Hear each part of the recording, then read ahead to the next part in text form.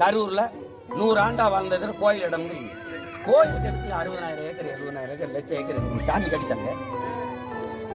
மக்கள் குடியிருக்கிறதுக்கு இல்லாத இடம் கோயில்.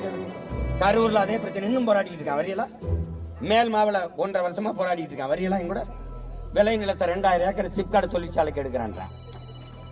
நான் விளை நிலத்தை கொடுத்துடணும், குடியிருக்கிற வீட்டை கொடுத்துடணும்.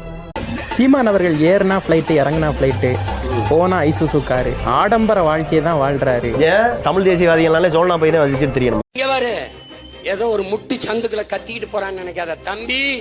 இவன் கருணாநிதி மகனோ கருணாநிதி பேரனோ கிடையாது. இவன் பிரபாகரன் மகன். அகில உலகத்தை சண்டை பிடித்த மகத்தான பெருவீரனின் மகன். 8 16 இல்ல 32 26ல என் ஆட்டத்தை நீ எவனும் சமாளிக்க முடியும்.